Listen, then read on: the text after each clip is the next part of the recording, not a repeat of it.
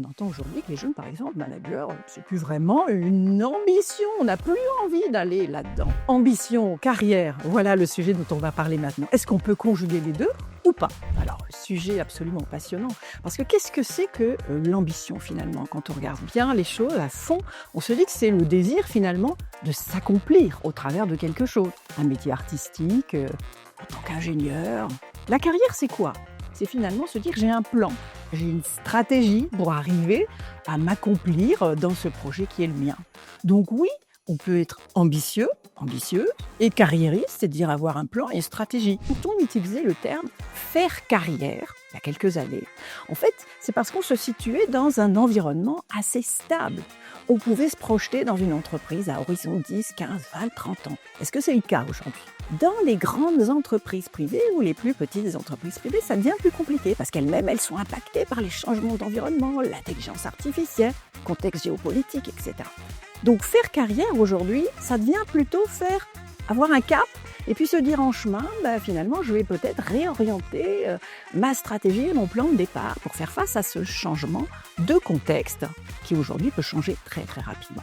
Donc oui, on peut être ambitieux, avoir un désir, avoir un cap, s'accomplir et puis faire carrière, mais peut-être avec des petits sauts en chemin vers des directions un peu différentes, tout en gardant ce désir profond en vous d'accomplissement personnel dans une direction, dans un cap que vous gardez. Alors ce cap, il est individuel. Cette ambition, elle est individuelle. Chacun a au fond de soi un désir de créer quelque chose, de réaliser quelque chose. Pour certains, c'est être ingénieur et inventer quelque chose. Pour d'autres, c'est satisfaire finalement des relations avec des clients, etc. Ces ambitions-là, elles sont individuelles, elles sont en fonction du désir que l'on a, souvent avec des valeurs dans l'environnement familial qui se sont construites. La carrière, c'est le plan, c'est la stratégie que je mets en œuvre. En termes de désir, on entend aujourd'hui que les jeunes, par exemple, managers, c'est plus vraiment une ambition. On n'a plus envie d'aller là-dedans parce qu'on se dit qu'il y a peut-être d'autres choses plus intéressantes que ça. Le contexte a changé. Donc il y avait cette carrière, vous voyez, ascendante, on va dire. Quand on questionne les gens, on se rend compte que finalement, il y a un désir derrière. Et que ce désir, finalement, il est au goût du jour aujourd'hui. Me réaliser. L'entreprise, c'est bien de faire partie d'une entreprise, d'un collectif. Mais il y a aussi d'autres collectifs. Il y a le monde associatif, il y a les amis, il y a la communauté d'appartenance.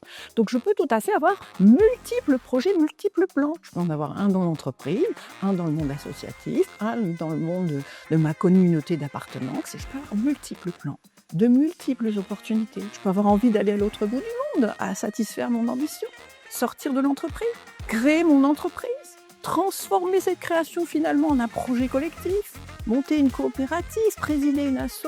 Tout est possible, c'est ça que je veux vous dire. Donc la stratégie, la carrière, finalement c'est vous qui décidez, sa temporalité, son adaptation au contexte. Et puis par contre l'ambition, le désir de réalisation de soi, ça il ne bougera pas. C'est vous, à l'intérieur de vous. D'ailleurs il va falloir peut-être le questionner un peu plus profondément pour savoir vraiment ce que vous voulez faire. Quelles sont les valeurs profondes finalement que vous voulez mettre en œuvre au travers de ce projet. Donc travaillez d'abord ça, quel est votre désir. Quand vous serez au clair là-dessus, je sais que c'est difficile quand on est jeune, parce qu'on n'a justement pas beaucoup de matière, pas beaucoup d'expérience. Ça vient un peu au fil de l'eau. Mais ça vaut le coup d'y travailler quand vous êtes au clair là-dessus. Vous avez votre étoile polaire, j'allais dire un peu en ligne de mire. Tout s'éclaire finalement, et puis même si vous faites des petits virages en chemin, même des grands virages et des sauts d'à côté, ça reste aligné avec ce que vous êtes. Et vous avez franchement, là, le sentiment d'avoir fait quelque chose de votre vie. Et c'est ça l'important.